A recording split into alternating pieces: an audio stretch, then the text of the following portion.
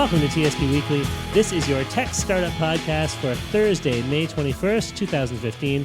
Today we are recording once again at the Communitech Hub. My name is Darren Conley. I'm a local tech entrepreneur here in Kitchener-Waterloo.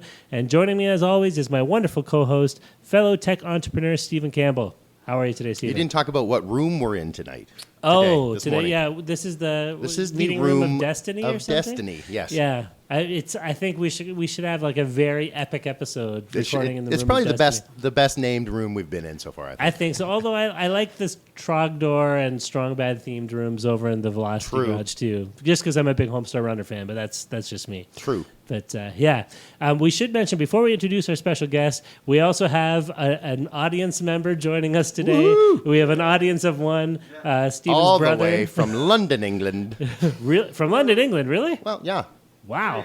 All right. Pip, pip. Yeah, he doesn't have a mic, so we apologize if you can't hear the... I'm assuming you don't have a real British accent, but you could probably fake one well? Okay, fair enough. It's not my thing. All right, no problem. So, Scott, my brother is from England. Yep.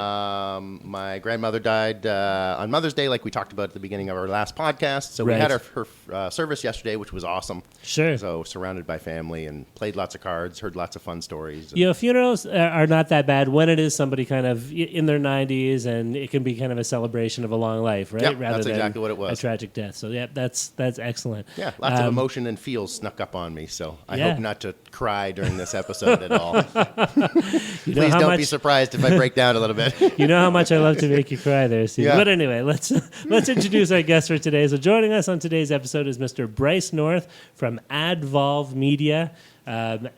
AdVolve Media, I had heard of you guys before, Thank you. That means a lot. That means we're doing quite well, I hope.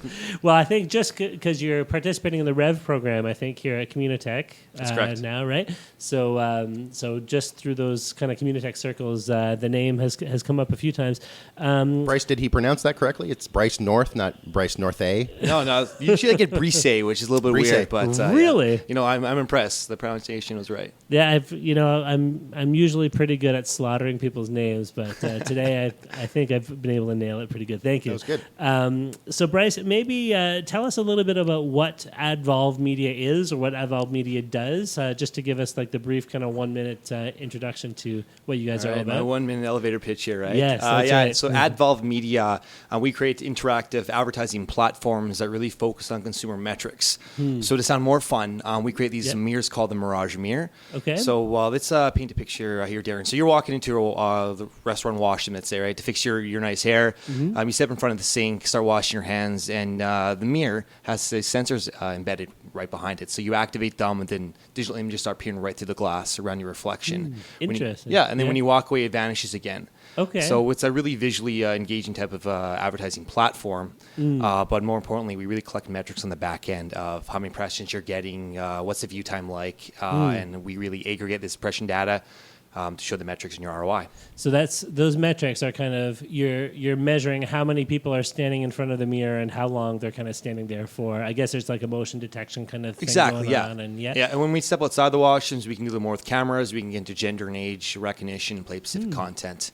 When we're inside the washrooms, I like to point out there are no cameras at all. Right. So right. there's like infrared sensors we use for privacy purposes. And I'm assuming gender recognition is simply like, we know you are in the women's bathroom, so we'll assume that you are at that female. point. Yeah. So No. I can say we have gender recognition. Sounds fancy, but it's I'm just guessing you don't have like special devices that are tracking, body parts. It's more basically like a whether you're Boolean. in the room. Yeah. Or not. Yes, fair enough. When we're outside the Yes. washroom, we do, but inside, it's just Fair enough. Okay, no problem. Sounds great. That's really cool. I've seen some of that technology. I'm not sure if it's yours or if it's a competitor's, but in some sort of high-end restaurants, and it's really awesome. Like you walk up to the mirror, and it's like almost a TV. I think was the one I saw. Yeah, so Sure. like the London marketplace is kind of how we started off, but there's a lot of TV mirrors out there, and they're not. Maybe the ones you saw, hopefully they're good quality. Usually the ones I see weren't, and you can see a little square around. It looks like there's TV in there. So we've removed that to have static images look like they're floating. Yep. Wow. And we play a lot of internal promotions for the venue itself. So it's a give and kind of take. Very cool. You guys have a demo up on your website where you can see people or actors standing in front of the mirror. Exactly. And those ads that pop up are really cool because they're little individual. It's almost like a puppet show. So you don't think of it as a defined screen. Right. The whole mirror is almost the screen, and these little individual people or things come up at you. So Sure. it kind of breaks the boundary of a traditional, I see the outline of the TV and I'm expecting this, because Right. you don't know how big the screen is. That's really. just it, right? It's an emotional type of sell. I mean, if you see yourself in front of a mirror with a nice cold glass of beer being poured on a hot day, you're like, okay, I'm going to want that, right? So, I mean, seeing yourself with that, it's like, I look good with this Coors Light, whatever it needs to be, then fantastic. Sure, a little bit of subliminal suggestion. Yeah. So I shouldn't say subliminal. It is right there. overt It's kind of literally in suggestion. your face, Yes, there you go. But it's for some reason Yeah. it's sort of sexy tech to me. Like it's not just a sign, it's not just a It's not cluttered, advertisement. right? It's No, clutter-free. it's really neat. Yeah, it You really guys- it really grabbed my attention. You guys should make that your slogan, sexy tech. Because you're kind of telling the person looking in the mirror, like, you're Yeah, sexy. you're sexy, And and yeah, here's the there you tech, go. yeah. Yeah. Now that's a whole different Yeah. industry here. Yeah, I like that, yeah. fair enough. I guess that's true, actually. We shouldn't cross over into other Yes, industries. there will be cameras involved in sexy tech. That's right. So, Bryce, what's your actual role at AdVolve Media? What's your position there? Yeah, we're still a young company, so I guess if we're putting titles on things, I mean, still one of the co-founders, but also the CEO. Oh, okay. Yeah, so this company originated and started out in Winnipeg, Okay. where I'm born and raised, and we've been doing that for just over 2 years. Wow. And we got accepted in the community tech program here in Kitchener-Waterloo, and I made the move while the team stayed home. Ah, okay. Wah, So, wah. so you have a Yeah, bunch of yeah. people still back in Winnipeg? I do. How many people are on the team Right right now, now? there's 4 of us. I got 2 Okay. developers, and then me and my business partner, which we were kind of the front end sales. Okay, very cool. And did you start like when this? We'll get into the details of the history, I guess, a little bit later. But just wondering, like, when you started this out, were you doing it like code writing or hardware building, or were you strictly business? I'm business. I dreamt. Yeah. I made the calls, figured how I want to work. I have a bit of an IT background. I can do Okay. a bit of. I understand integrated microcontrollers and how they would really work with each other. Sure. So if I understand how they work, I can get someone to build. That's kind of my background. Very cool, awesome. And how long have you been in town then, in Kitchener-Waterloo area? God, what's the date today? It's the 21st. I got Yeah. here on March 30th. Okay. So just a month and a half, right? Yeah, More almost than 2 months altogether. And So what are the yeah. what are the differences between out west and here that you notice? that. Honestly, people think Winnipeg is super cold. Yep. It's literally the same here. I mean, there's been Yeah. times when it's been snowy and it's been plus 30 in Winnipeg, and then Sure. right now I'm pretty sure it's snowing out there like it usually does. But Right. the So no temperature's big not. sort of culture shock as far as the weather is concerned. weather, no. What about the people? The people, you know, I'm told a friendly Manitoba. Winnipeg people are usually a lot more friendlier. Uh-huh. I don't know, being from Winnipeg, I usually, anywhere I go, I find no problem with making friends with people. But I find that KW, they're pretty welcoming here. Yeah, sure. And what about the tech? No, you're not going to get asked any No, questions. but I just wanted to remark. It's funny that you mentioned like out west, like whereas Manitoba is very much kind of central, like Canada, but we think of anything west of Ontario is like As west. the West. Yeah. So, yeah, that's pointing out. So Central. I mean, Winnipeg gets a bad rep. Right. It really does. I mean, we have the largest in Canada and the second largest in North America of a prototyping facility. Right. The best Wow. 3D printers, the best 3D printer blogger, top in actually the world. Wow. Is located right in Winnipeg, and there's just tons of really unique things there for startups. Sure. I Did did A lot not of know people that. No Yeah, one knows that. It is No. cool. Well, I bet you if we talk to our friends at Structured Printing, have you Structured met those 3D guys printing. here? I have No, they went through what is the program you're in now used to be called Hyperdrive, and they went through that a couple cohorts back, and we had them on the podcast too, and they're the big kind of 3D printing startup in this area. Neat. So I'm sure if they haven't been to Winnipeg and talked to those people, I'm sure they know about all the folks you're talking about. should. So yeah, absolutely. So yeah, weather-wise, you're doing okay. People-wise, things seem all right. Now, what about tech-wise? Tech-wise, we're behind. Winnipeg is super behind, and I will admit on that. I was one of the founding companies that started what's called Ramp Manitoba. Okay. I'm not going to take credit for it. I wasn't the founder, but I was one of the companies that helped support that in the beginning. And it was to really gather all the entrepreneurial passion and people around and actually formalize that. From there, things like, I should say here, Scentworks kind of was born, which is the prototype facility. Then you've got competitions like Venture Challenge, which is put on by a lot of support groups in the community here. I'm blanking on the name here, but there's New Media Manitoba. There's Manitoba Technology Accelerator. Okay. And those type of watering groups is the idea. Okay. So I mean, it's merging together, but we are so far behind here. I come Right. to KW, and it's amazing amount of support and the money that flows around, and just the people who are so diverged in this type of culture. Sure. We're behind. I mean, Winnipeg, we still have talk radio and Yellow Pages. Well, we have some talk radio here too. No but yeah. podcast yet? I'm not sure we know what that word means. Road Fair trip, enough. Darren. Yes, there we go. We'll drive out to Winnipeg and do an episode or two. So what brought yeah. you this far out? It sounds like there are some opportunities and some money out there and some things happening. There are. So how did you hear about sort of Communitech and this environment For here? sure. I mean, anywhere you go, there's going to be a startup community, right? Everyone's going to crave that there's the best and the best city for that. But the point is, though, is that Canada is pretty far behind in general. It comes down to funding, money, and technology. Yep. We're not as aggressive. And really, the U.S. is the market for a lot of technology. So do my research. I mean, we've won a lot of competitions with AdVolve, which I'm really grateful for. I got to Yeah. travel a lot. And I met Sam Legge out in Quebec City through a NACO event that we won a competition for. Cool. He What's told me up, Sam? yeah. So, I mean, I at that point, I got accepted into the digital multimedia zone in Toronto. Yeah. And I met Sam, and we were at a table. To my right, I had Sam from Communitech, and to my left, I had the digital multimedia representative. Oh. And they were trying to battle, being friendly, which one's better, and so forth. Come to our college. Yeah, it was really Yeah. funny. So Football. I learned more about Sure. Communitech, and researching, I found it really, it's the best place to be for technology. Sure. And the support is just outrageous, and probably one of the best accelerator incubators in Canada. Sure, and I think Sam is a great salesperson just for this ecosystem. We had him as a guest on our podcast, actually, Yep. one of our earlier guests last year. But We should have been yeah, in the meeting room of destiny at that time. We should have been. We were not. If but we only should have knew that been. this room existed back then. Something about it, isn't it? That's right. Very cool. Yes, it's got exposed brick, and some red pipes running through it. It doesn't look very Destiny.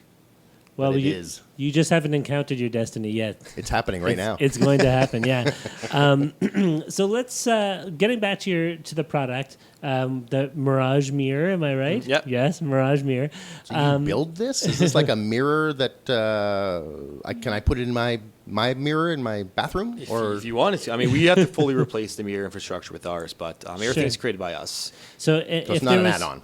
And I'm assuming it's mostly like restaurants or places that have public bathrooms that are frequently visited, right? Yeah, I That mean, are making use of honestly it? we started off building an advertising model. We went out to the quick service restaurants, the QSRs, Yep. and we literally started putting in there no charge and started selling advertisements. Did really well, Right. But after a while, you learn that advertising is such a hard game that you need to leave it to players like New Ad, Patterson's, Clear Channel, et cetera, et cetera. Yep. And you're going to kill yourself over time trying to sell advertising, just like those digital signage screens do in the corner. They all Sure. eventually die. Yep. So we've kind of flipped that after we realized that our venues love the technology for internal promotions. Right. We're in our CFL Bomber Stadium back in Winnipeg as well, and with our restaurants and our stadium, we've run a lot of tests on how we can really increase merch sales, product sales, and increase their margin. So we flipped it, and now we're focusing in really on the salon, beauty industry, gyms, some restaurants, and some sports facilities. Really anywhere where there's a lot of upselling for additional products and services. Sure. Which Yeah. that's a different core part of their business. So it's a service-based industries with high traffic and mirrors. Okay. That's Now- interesting. And there's Yeah. there's a few aspects of what you just mentioned that I'd like to ask you about. But first of all, let's say I am a business owner and Yep. I'd like to have one of your mirrors sure. installed. So what do you own? Yeah. What's your business then? I don't know. Give me more story. Like a keg restaurant. You own the keg? Maybe a Kelsey's. Nice. I own a franchise of a Kelsey's. So you're restaurant. managing and you're wearing an apron. Yes, that's right. I can picture So what would I do if I wanted to get your technology into my bathrooms and start making use of it? I give you guys a call. Absolutely. And then what happens? From there, it's super easy. I mean, Yeah. we come in, we take care of absolutely everything. I mean, we realize that, especially in these markets, in these verticals, that time is really valuable, and there's a lot of headaches for everything. Sure. But we come in, we do our measurements, we match aesthetically exactly what your mirrors look like or make them look better. Tons of framing options. We contract and hire our professional electricians and installers to come in. We've built these mirrors to be easier to be assembled than IKEA furniture. Wow. Which is, I mean, it's easy for any AV and tech to put them up. Sure. But we take care of all that. Installation happens in about half a day. Okay. Turnaround's about 3 to 4 weeks. Depends on the manufacturing size. Yeah. Once it's up and running, they get a back-end software system, really easy to use to control the media, or we can help them do that. Yeah. And there's additional services for creative promotions and really utilizing that data we can help with. But Okay. it depends how much hands-on they want. So once it's in there, now is it up to me as the business owner to decide what kind of content is going to appear on that? Do I have like some sort of back-end interface that I log into Yep, exactly. to arrange that? How does that all work? Depends on how hands-on you want to be. Okay. We've had a lot of venues who, they want to have full control. They have marketing teams who can develop that content. Yeah. Others want us to develop the content, but exactly know what they want, so we give to them the uploading control. And there's some say, I want to promote this type of drink special, make it happen. Okay. Or this and this and this. I have this event coming up, or I need to increase my margin in these type of products. What can we do? So is it like a video file or something that I could static. create Yep. and send to you, Yep. or like static photos or whatever? Exactly. Like, okay. Then we do our tweaking to make it kind of pop and float on the glass. Okay, interesting. So that gets sent to you guys. You guys process it. It gets sent to the mirror. Does it get updated, over a web connection? Yeah, it's all Wi-Fi controlled. Okay. Everything's remote and don't have to go in and out, which is quite nice. Wow. And now, can I, as a business owner, then sell ad space on my mirror to other groups that might want to advertise? There you go. Yeah. Right. So, we that's where we started off, and we highly recommend that, reaching out to, still get, if you're the keg, Yeah. reach out to Molson Labatt or some sort of your local liquor reps or some boutique shops. Yeah. The way advertising is going to work is with hyper-local. Right. Everyone thinks getting national advertising the best thing, but if you can work with the small boutique shops around you, Yeah. and get some of your friendly neighborhood shops who know you to advertise, that's the best way to go. That's a Okay. really cool idea to have a restaurant sublet its mirror ad space to Yeah. local events and communities. Because as I'm going through the user story, it didn't make a lot of sense for me to go into the restaurant and then to try to upsell a menu item, because that's what the restaurant sells, after I've ordered. Almost, but so I'm thinking, like, how does that work at the charcoal steakhouse, because I don't go to the bathroom until maybe halfway through the meal, right? Well, but maybe it could sell you on a dessert. yeah, but I'm thinking all That the you other might not things, like understand. all the Yeah. stadiums and the bars and the clubs where you go for drink after drink. And if I'm in and you see a different drink, then you're ordering that drink, right? For So sure. then you are affecting your bottom line, so the restaurant can do the most profitable drink. And, there's a whole bunch of things you can do there Yeah. that I wasn't really in my user story going after. So it makes more sense the more I think. Restaurants Yeah. are difficult, definitely market for this. A lot of them see value in, entertaining their guests, having fun. Some take selfies with their photos and promotions. Yeah. Tweet this or take a selfie and submit this for a chance to win an appetizer or whatever it needs to be. Yeah. Or creating that fun, positive environment, showing cool things for them. Yeah. Find a lot of restaurants do that. Where this really works for an upsell of products is gyms and salons. What we find out, you're getting your haircut. Their job is to upsell you and educate you. A lot of them don't know how to do that or do that. Right. So why not have something that's literally in your face, asking you trivia, having fun, be able to take photos of you and your haircuts at the same time, pushing your product promotions. Or if we could Sure. just watch the football game while we're getting our haircut. That's possible. I'd as well, be too. down with that. There's actually a barbershop in town. They don't have it installed as part of the mirror, but then they I'm do, not going. They do have TVs that they give you a remote control while you're getting your haircut. I've and got you decide what standards, you want Darren. to If do. it's not in the mirror, Yeah. you can just forget it. Okay, never mind then. Sorry, local barbershop whose name I can't remember. You're not getting the sale to Steve. Fair enough. Okay, well, that's cool. So it sounds like it's relatively hassle-free for anybody who might want to Absolutely. make use of your technology. That's great.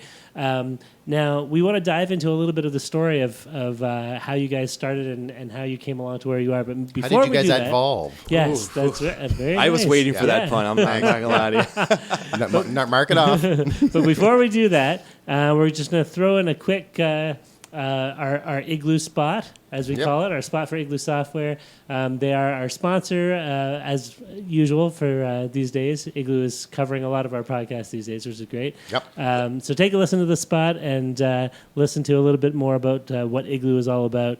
Maybe if you're a tech guy yourself, you might want to consider making it a place of employment. Every week we're adding 2 new people. We got all sorts of fun activities on the go. We also put a bunch of really neat incentives in place. We get beer every other Friday. There's nothing wrong with that. At Igloo, if you have a great idea and we think it'll work, we'll run with it. Our culture is all about team. There's no hierarchy. We're very flat. And it doesn't matter that you just graduate. If you have a great idea, we're going to implement. I tell anybody who wants to come, if you're looking for a job, don't work at Igloo. If you're looking for a career, then come to Igloo. Well, Okay. I'm definitely going to apply. Excellent. Yes. I hope you all enjoyed that. We're back and still here with Mr. Bryce North of AdVolve Media. Interested to hear the story about where you guys came from and how you got started, Bryce. So I'm assuming at some point in the past You're there in was the bathroom. there was a spark of And- inspiration as you stared at yourself in the bathroom mirror. How did it come about? Not that direction at all, actually. So I was.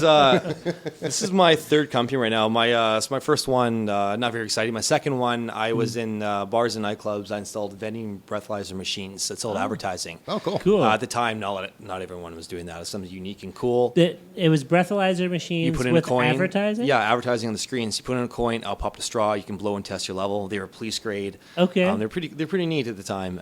And then I sold advertising on the screen there. Interesting. So that's kind of how we got into the market. So you're already in ad space on screens. Exactly. Yeah. In venues. restaurants. Yeah. So Okay. I found out a lot from my advertisers and suppliers that the ROI wasn't there. It's like I like it, but how do I know if people are reading and looking at it? So I'm like, well, that's a really good point. So I started looking into more tracking systems, and I came across a technology in the UK. They were TV mirrors for showrooms. Okay. I'm like, this is really poorly done. They weren't clear. I didn't like it at all. But I thought, this is something that's a little more in your face, and I can guarantee people are going to look at this. Right. What if we can flip this on their head, make it an attractive advertising medium, and really add our sensors in there to track metrics? And my wheels start spinning. I'm like, okay, we can do this. We need to add this. We should promote this.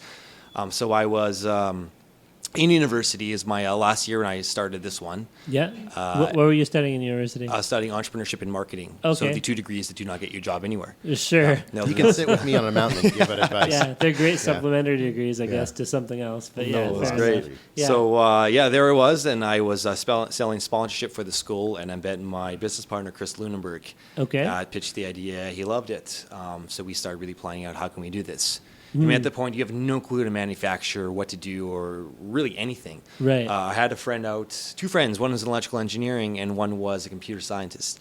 Okay. And luckily, I was having a few beers, these guys at the local pub, and I said, this is what I want to do. And they said, I can build the network side of this. And the guy said, I can build the computer components for this. Can you get the hardware manufactured? And we thought, yeah, we can do this. So there I was also at the time working at Enterprise, rent a car, lock myself in the closet in the back, phoning manufacturers in China early in the morning here, which eventually got caught on. It was really funny, but that's how it really started. I was Wonder Twin Powers activate. yeah, no kidding, right? But that's how things came to fruition, and we built our first MVP, which was really a mirror and a box and wheels, and went to restaurants, booked some meetings, and said, "This is what we're doing." And how much of if you guys were kind of starting up from scratch, it sounds like to a certain extent. Sounds expensive. So yeah, I was going to say, first of all, how much money did you have to put out of your own pockets if you feel comfortable sharing something absolutely. in that range? We were super lean. It was actually quite impressive. So my business partner's dad works at he's a contractor. Okay. He does some of the best house designs ever. So he has a few connections, managed to slip in this woodworking budget for mirrors. Oh, okay. And then we had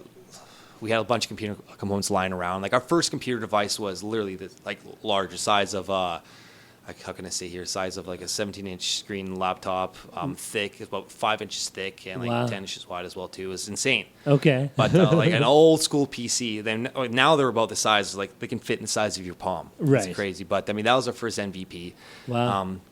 And those for with parts lying around. So really, our first MVP cost us nothing. Okay. Wow. And we worked a lot of sweat equity here and was it a screen embedded behind a mirror or behind some reflective surface? So it's there's a Super Nintendo behind a pair of sunglasses. You gave it away.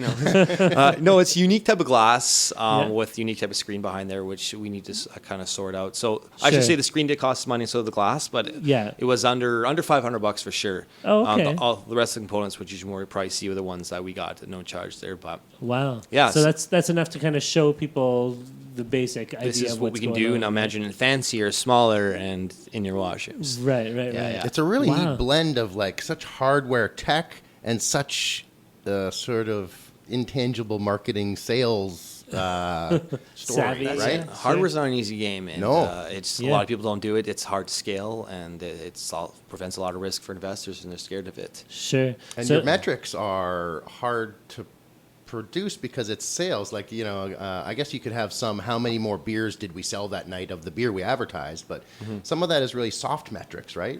It really is. I mean, you have to go off market trends a lot. So, I mean, when we did our studies in the Bomber Stadium, I mean, we took trends of over, the past years. Okay, what's your average sales per game on an item such as hats that we sold? Right. Very low. Really didn't sell a lot of them. So we ran a few games, promotions, and the hats sales increased, and 60% of all hats sold were based because of our mirrors. And then we started driving, traffic to vendors. Again, increased that. Went to a few restaurants and drove promotions for beer sales. And our call to action rate was upwards of 40%. So 40% of people who saw it actually acted upon it. Yeah, that's huge, right? And jumbotrons, in stadiums are less than 5. Yeah, digital screens are sometimes in the 3% mark. Although when they do the kissing thing, I think it's almost 100%. I did see one little boy didn't want to kiss his grandmother, so that might have for the jumbotron. Fair enough. Interesting. Okay, that's cool. I was going to mention, I was just going to ask, you said, so there were 4 of you that kind of started things off. Yeah. Is that the same 4 that you have now? So right now, really just me and Chris. There's so long you can work developers on equity. Right. But what we have right now is working, and it works flawlessly. Of course, the things you need to tweak, but that can always come in when you start to grow aggressively, and capital comes in, and now you can start hiring, engineers to do that. Sure. Okay, so you had your prototype. You were starting to show it around. This was how long ago? So we spent about a year kind of developing, fooling around a bit, finding really what we wanted to do. Then the next year was going out getting places. So we got 20 mirrors placed out there, a bunch of restaurants, including our stadium. Really kind of fully tested that out and spent the next 8 months really gathering our metrics. Okay. Like I said, we needed to study, past previous trends in sales, and then sometimes, mirrors would go down. I'm not going to lie to you in the first part. Network crashes, so you had to fix that. So there'd be months, fixing in that case. But spent a good while collecting these numbers, which really validated everything. Sure. And then, so you were able to get customers just on the basis of the prototype, essentially. Exactly. I mean, if I explain to you that mirrors are changing into things that can increase your sales, you're going to tell me to take a hike. Right. But the fact that I've got those few places in Winnipeg that said, let's do this, and now I can bring clients there to show them, that's a lot easier and really helps our sales. I guess that's true, eh? Once you have it installed in 1 or 2 places, you bring your prospective clients to those places, and it's not like you have to haul your demo box around with you anymore. That's just it, right? Yeah. And all of a sudden, you're the real deal, right? Yeah, because that's you're right. in the stadium. Especially being in a city Winnipeg, which hates change. I mean, we're the test market for a lot of big brands because we're so centrally located, nothing around us, and we hate everything. Right. So if it succeeds in Winnipeg, it'll succeed anywhere. Oh, right? that's what they say. Okay.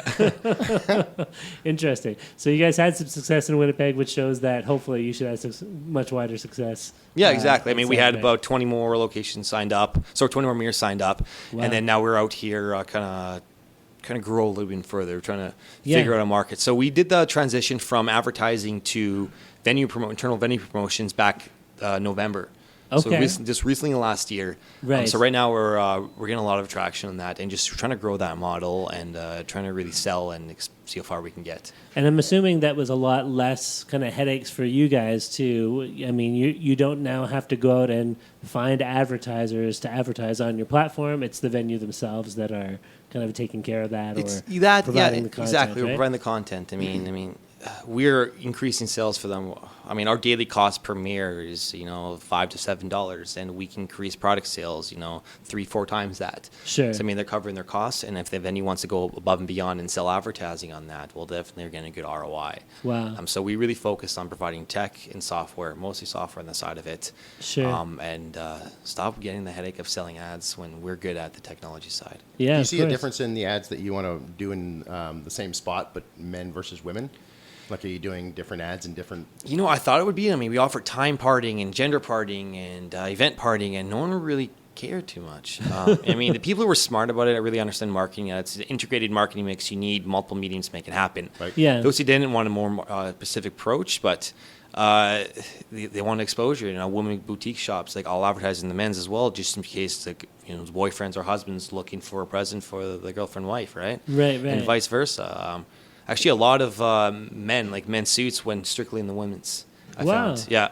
Interesting. So that's one scenario there because it was kind of neat. But I usually find it's pretty lateral across. How do you find that when you go into a stadium, for example, and start to interface with their management team, they're going to have an executive marketing, for example. But when Darren shows up in his stained apron from the keg. He doesn't have maybe a marketing team, and he might have a logo, but they haven't really thought out the huge branding and some of the marketing things. So have you run up against that where you have to sort of fight that education a bit? Or? I prefer the marketing teams and people who actually have the education instead of the restaurants because they don't get it. Right. The ones who are smart and know how to utilize it actually understand, but the other ones are I'm here to sell food and pay my staff, promote the restaurant. So you have to do more education of those people. And it's hard. Sometimes they're stuck and stubborn in their ways, right? They're really old school. Sure. And don't want to do that, but I mean... But he's got a great gnocchi, Darren. He is stubborn, but he's got a great gnocchi. That's just it, right? So, I mean, if you go to stadiums and they have a marketing team, they already sell advertising and sponsorship. Why not give them another medium to sell on, right? Those who understand the ROI, the CPM model, and all those ad metrics really understand exactly the power of promotional tools. It's a longer sales cycle, but it's usually a lot cleaner and a lot better sell. So more stadiums, less restaurants is what you're saying. That's what we're probably aiming for, yeah. You know, I think it's interesting when we're talking about kind of the gender question. Like, I think it's cool that you're probably one of the few advertising platforms that really can segregate. I mean, if you advertise something on a billboard or on TV, you don't know how many men versus women are kind of looking at that. Probably 50-50, I would assume, right? Well, it depends on maybe on the TV show, right? Like there's different demographics for different things. But for yours, I mean, you can say with almost 100% honesty, anybody viewing an ad in a women's bathroom is going to be a woman. Anybody viewing an ad in a men's bathroom is going to be a man. Mm-hmm. And that might be a good chance for groups that want to explore like kind of the benefits of certain types of ads being sent to men or women. I'm just thinking your platform is a good way to test out those kind of for sure options, right? And I don't think there's a lot of other places you could do that kind of testing, that kind of A/B testing, so to speak. Anyway, just a thought. I just fear the men in the pitchforks and torches going into the women's room to see what the heck kind of ads they have. Very exclusive. You know. I wonder, eh? Exclusionary, yeah. Yeah, that I'm sure there won't be pitchforks involved, but you never know, right? Very cool. Well, listen, I think it might be about that time to dive into the lightning round. Lightning round in the room of destiny. All right. That's right. We couldn't have asked for a better Thursday morning. Yeah, we're so epic on this podcast. We talk big. The lightning round. Have you heard our podcast before, by the way? Do you know what to expect at this point? I don't, to be honest with you. Good. Really? I apologize, but I'm also quite excited. No, it's fine. We like people to go into it. It's a shocking round of questions. Is that the lightning pun? Yes. I'm proud of you, Stephen. For continuing to keep going. I was waiting for the cheesy pun. I'm like, maybe we'll make it through a whole episode without one. But now we finally arrived. Excellent. So the lightning round, this is when we throw out a bunch of questions at you, usually kind of short answer questions. We're not going to time you on them or whatever, but we'll throw some stuff at you and see what happens. Sounds good. I'm excited. Excellent. Ready? How many mirrors have you broken? Oh, God, 5. So how many years of bad luck is that then? How many you got left? Oh, God. Is that like 7 years per Is it mirror? like 7, 8 years? So something like that. The room of destiny wipes all of those clean. That's not. You just send my business partner to do that. Business partner in the very beginning, he literally some years he had to smash and take off, and I stood back. I'm like, oh man, we're done. You're fired. Yeah. Crazy. All right, my first question is: can you give us one piece of advice for new startups in 5 words or less? Just do it. Just do it. I'm going to pull from Nike here, but honestly. All right. Sweet. Sounds good. Stephen? What's the biggest joy that you garner from doing this on a day-to-day basis? Moving all the way out here, away from your family and friends, and pulling your hair out, talking to us monkeys. It's a lot of work. So what do you get out of it? It's really the story at the end and educating others on really how to do it. Okay. Is the idea. Don't be afraid, right? So the process you enjoy. I really do. Could you see yourself, you mentioned educating others, like once you're big and successful, like being like a mentor to other people who want to participate in entrepreneurship and I do that right now. Cool. I want to actually invest, starting into that, and I want to show others that to just stop being afraid, get out there, and this is exactly how to do it. And if you want to do it, stop talking about it and get off. Can I say ask? Get off your ass and do it. Yeah, perfect. That's awesome. Very cool. Was that an official lightning question you just did? Was that a follow-up? I don't think so. That was a follow-up. Okay, yeah, I think your turn then. Is it my turn? Yeah, I think so. No, you asked first. What's your biggest joy from? Oh, wait a minute. That was yours. Okay, that's my turn. Okay, you're right. Geez, we can't even keep track of our own questions here. How many hours per day do you work, would you say? I mean, answer that. I mean, how many cups of coffee do you drink? Do you want one of those? Well, I'm just wondering, like, are you kind of a 9 to 5 guy? Or are you like a 6 to 11? Or I don't have set times of where meetings are or whatever, how late I need to work. But I'm actually a lot better. Now I'll probably put in 8 hours, 8 to 9, and I'll be really sporadic throughout the day. Okay. Before it used to be, your 12, 15-hour days. But wow. It depends when the sales calls and cycle needs to be or any application or paperwork. Yeah. Makes sense. It's a lot of time. Yep. What are you bringing back to Winnipeg with you? Souvenirs or ideas or just mojo? Honestly, what are you going to bring back? It's really what the community culture out here. I mean, we're trying to figure out how to learn and develop, and I think what they have here is amazing. And if people actually could see what it's like in KW, when we're, I guess, more Kitchener for the startup here, we can model that off Winnipeg and hopefully make it a little bit better. That's awesome. Yeah. That's like the perfect answer for anybody listening from this area who wants to feel great about our area. But yeah, that's bringing great. KW back. Yeah, that's great. Yeah, Steven? Oh, that was you. Okay, my turn. Who is your ideal investor? If somebody came up to you and said, we want to put a whole bunch of money into AdVolve, what does that person or group look like? On a tech type of side, it would be someone who understands advertising and hardware. Yep. And on a personal type of side, it's more the enjoyment and learning and I guess the sales type of process. Okay. A lot of my investors are really invested from the fact that they love what we're doing, they believe what we're doing, and they're learning a lot from the advertising hardware type of side. Right. Which is surprising. I thought a lot would want more focus on return, but we get a lot of people emotionally invested. We do want those investors that want to focus on return, but who have that sales background in IT, digital advertising background is extremely important. Sure. Do you have a bunch of investment already? I do. Yeah? Yeah. Okay, that's cool. Just thought I'd ask. Yeah, go ahead, Steven. So my next question is, if I'm an entrepreneur and I'm not in Kitchener-Waterloo and I don't have a support group, I feel sort of isolated. All I have is the internet. What would your advice be to me to just do it? Like, I'm by myself. How do I find a co-founder, or how do I get started? How do I get some traction? You're rolling? honestly never by yourself. So, I mean, if you meetup.com, I mean, there's always entrepreneurial meetups. You'd be surprised even in some of the smaller little cities, but you are really the 5 people you associate yourself closely with. I mean, if you want to be a certain type of an entrepreneur, associate yourself with those type of people, whether it be LinkedIn, set up calls, make mentors, make friends. Yep. I mean, with the digital age, I even do it right now. It doesn't have to be people around you. It can be people pretty far away. So Skype calls are pretty important, and everyone wants to help. You'd be surprised. Don't shoot yourself in the foot. Tell everyone your idea. Say, I want 15 minutes of your time through Skype if you need to. Make a friend and make that your life. I like that. Skype Awesome. and LinkedIn and Meetup and talk. Your talking billboard. Absolutely. Awesome. I guess my last question for you before the bonus question is what is some hidden gem in Winnipeg that non-Winnipeggers wouldn't know about? Winnipegians? Yeah, Winnipegians. I don't know what we call them. Non-Winnipeggers want to know about? Yeah, if I was to visit Winnipeg, like some place I should go that I would never know about if I didn't live there. God, man, that's such a hard question. On the startup side, I can say Just tell them where all the raves are. Yeah.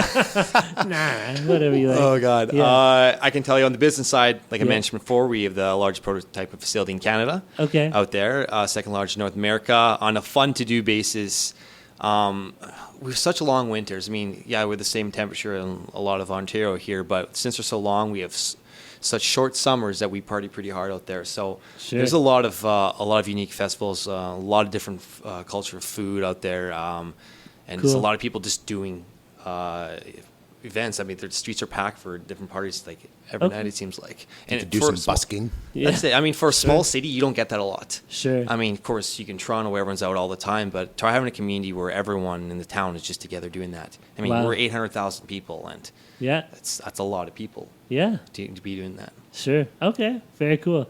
Well, the bonus question that we throw out to everybody, and I'll throw it out to you too, is toilet paper, scrunch or fold?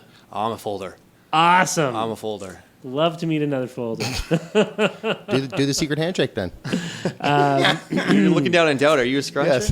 Yes. Yeah, he does look down at scrunchers, doesn't he? I wouldn't say you felt down that, didn't on you? The scrunchers. Yeah. I'm a little more creative. I can't. I'm not as consistent as folding would imply. You have to be. You know, I think I don't need creativity when it comes to taking care of the number 2. You can't contain it. I'm just a creative character at all times. It just erupts out of you. Yeah, and I can't just be serious when it's time to, well, you know, can we move on? Fair enough. Well, listen, I think it's about time to wrap up. But before we do so, let's just find out, Bryce, if we wanted to find out more about you guys online and kind of track with your story as you guys...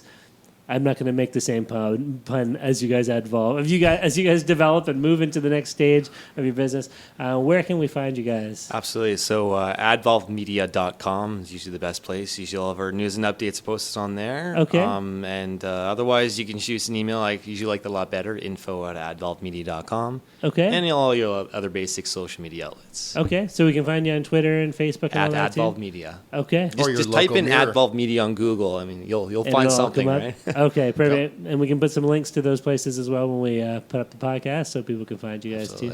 That would be great. Coming up next on TSP Weekly, next week we talk to magnet forensics. Right. So digital sleuthing. Right. You have to figure out how to spell sleuthing before next week. Sounds kind of CSI-ish. It should be with really a digital twist. Yes. Yeah. And then we have Hacker Nest after that with Amaris Gerson. Right. Sounds good so that'll too. be cool because we're a big Hacker Nest Fest. That's where we met. Yeah. You and I. Yeah. Yeah. And nothing has been the same since. Nope. The Room of Destiny. Exactly. We finally made it to the Room of Destiny.